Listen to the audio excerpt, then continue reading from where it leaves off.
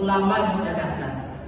Terlebih dahulu perkenalkan nama saya terlebih dahulu, yaitu Nazrul Hasan dengan NIM 24443. Saya Nita Arafa dengan NIM 2444235. Saya Presiden Bata Tadi dengan NIM 2444238. Saya sudah bergaji dengan NIM 24420. Saya Muzali Sampana dengan NIM 24442003. Saya Nafifah dengan NIM 2442016. Nah, dalam pertemuan tersebut, mari kita lanjut ke hasil presentasi kami yang ada di berikut ini. Di sini saya akan menjelaskan hasil dari penelitian ini. Nah, penelitian ini itu menganalisis tentang dampak penggunaan teknologi digital terhadap pembelajaran mahasiswa Universitas Nahdlatul Ulama. Selain itu juga mengevaluasi persepsi mahasiswa terhadap kepemimpinan rektor serta manajemen operasional kampus. Nah, penelitian ini menggunakan metode deskriptif kualitatif yang dengan pengumpulan data berupa kuesioner yang dibagikan berpaling default dan melibatkan kurang lebih 20 mahasiswa Universitas Nahdlatul Ulama. Nah, dari hasil penelitian ini menunjukkan bahwa 85% mahasiswa memandang positif teknologi digital dalam pembelajaran karena memberikan kemudahan akses informasi dan fleksibilitas waktu serta efisiensi platform dari. Selain itu, seluruh responden juga setuju bahwa kepemimpinan rektor Bapak Widya kita telah membawa peningkatan signifikan pada fasilitas kurikulum serta kerjasama internasional. Selain itu, penelitian tersebut juga menunjukkan bahwa manajemen operasional kampus 65% mahasiswa menilai baik, namun 30% malu karena lambatnya proses administrasi. Selanjutnya ada pengembangan yang pertama, yaitu teknologi digital. Dengan zaman yang semakin modern, implementasi teknologi digital sudah semakin marak, khususnya pada sektor pendidikan. Berbagai perguruan tinggi juga sudah mulai menerapkan teknologi digital terhadap pembelajaran mereka. Yang kedua yaitu Universitas Nahdlatul Ulama Yogyakarta juga sudah mulai menerapkan teknologi digital ini terhadap pembelajaran para mahasiswanya, yaitu dan berbagai fasilitas penunjang yang turut tersedia sebagai bagian dari kemajuan teknologi digital. Selanjutnya ada rumusan masalah. Yang pertama adalah penggunaan. Nah, dalam penggunaan teknologi digital tentu terdapat beberapa efek berbeda yang dapat dirasakan oleh mahasiswa. Yang kedua adalah pemanfaatan. Pemanfaatan teknologi digital belum dinilai maksimal jika menjadi masalah dalam penggunaan teknologi digital.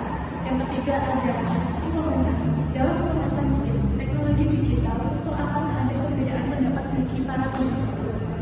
Selanjutnya ada tujuan penelitian. Yang pertama, untuk melihat tingkat adaptasi para mahasiswa terhadap penggunaan teknologi digital dalam pembelajaran mereka.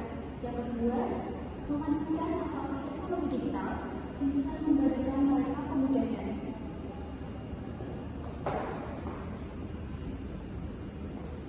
Selanjutnya, ada manfaat penelitian. Yang pertama, untuk mengidentifikasi teknologi maupun metode yang efektif untuk meningkatkan pembelajaran para mahasiswa.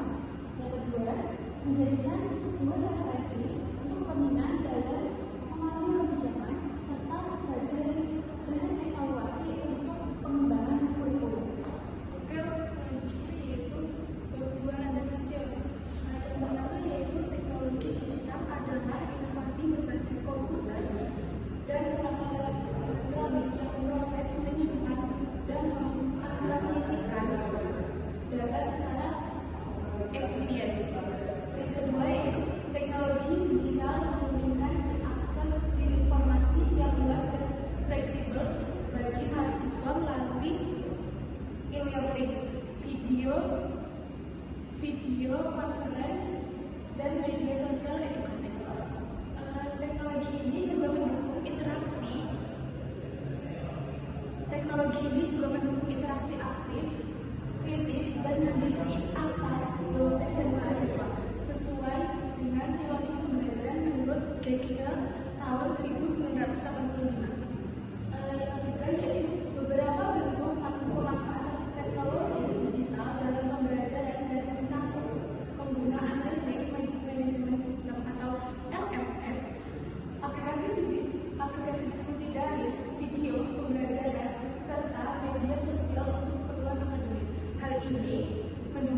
proses pembelajaran tidak hanya di dalam kelas, tetapi juga di luar ruangan kelas.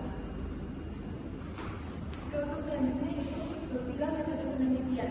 Metode penelitian ini menggunakan metode deskriptif kualitatif dengan pendekatan survei terhadap mahasiswa Universitas Nahdlatul Ulama. Data dikumpulkan melalui kuesioner berisi tentang pertanyaan terkait penggunaan teknologi digital, sistem informasi dan kepemimpinan rektor. Sampel penelitian ini adalah mahasiswa dari berbagai angkatan, tujuannya untuk menggambarkan secara rinci pandangan mahasiswa terhadap penerapan teknologi digital. Dalam pembelajaran ini serta mengevaluasi fasilitas dan manajemen kampus yang berkaitan dengan hal tersebut. Kemudian ada keterkaitan antara teknologi digital, kepemimpinan, dan manajemen operasional. Yang pertama, teknologi digital membutuhkan keselarasan dengan berbagai fasilitas agar bisa berjalan dengan maksimal.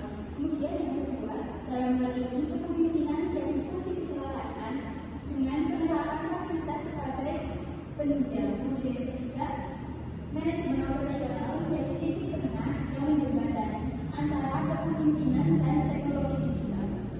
Nah, lalu ada hasil masal tentang data survei sendiri. Terdapat 20 mahasiswa di Jakarta yang memberikan pendapat mereka dan berpartisipasi mengisi seperti yang survei yang kami berikan ini. Dan dari 20 mahasiswa tersebut, sebagai besar akan memberikan pendapat positif tentang adanya teknologi digital dan keselarasan antara kepemimpinan dan manajemen operasional. Tentu dengan berbagai persepsi mahasiswa sendiri, kita bisa mengetahui bagaimana mata kedepannya untuk menuju Jakarta, apakah penerapan yang telah dilakukan saat ini sudah berjalan dengan baik sesuai dengan apa yang telah ditujukan. Nah, untuk teknologi digital sendiri, 80% dari mahasiswa memiliki pendapat positif mengenai implementasi teknologi digital. Seperti yang kita ketahui bahwa teknologi digital memiliki manfaat dan fungsi tersendiri bagi para mahasiswa. Tentunya seperti yang saya perlihatkan di sini, juga merupakan bagian dari teknologi digital yang telah diterapkan di Yogyakarta. Ini bisa memberikan kemudahan untuk memberikan sebuah materi atau kita mempresentasikan hasil dari materi tersebut tanpa harus mencatatnya di sebuah papan tulis. Lalu mahasiswa berpendapat bahwa pimpinan saat ini di kepemimpinan Bapak Widya Priyamonika Budijoyo memberikan banyak perkembangan terhadap Yogyakarta. Tentunya dengan berbagai fasilitas penunjang yang ada dan berbagai fasilitas lain sebagai rekomendasi para mahasiswa telah diterapkan, yang mana ini memberikan kenyamanan dan keselarasan antara mahasiswa dengan pembelajaran mereka. Lalu sayangnya hanya 65% dari 20 mahasiswa sendiri yang berpendapat positif mengenai manajemen operasional untuk Jakarta sendiri. Namun dengan angka ini juga kita bisa lihat bahwa manajemen operasional untuk Jakarta ini sudah mulai berjalan dengan baik, walaupun tentu ada beberapa hal yang harus diatasi, tantangan-tantangan ataupun kendala-kendala para mahasiswa mengenai manajemen operasional ini tersebut. Kesimpulannya, yang pertama, pengimplementasian teknologi digital memberikan dampak yang baik terhadap pembelajaran mahasiswa. Kemudian yang kedua, dengan kepemimpinan serta manajemen operasional saat ini juga menjadikan penerapan berjalan dengan baik. Yang ketiga, walaupun tetap masih ada beberapa yang masih harus dievaluasi agar teknologi digital bisa berjalan dengan maksimal. Sekian presentasi dari kami hari ini. Mohon maaf bila ada kesalahan kata atau ucapan yang ada dalam video ini. Dan terima kasih sebelumnya. Wassalamualaikum.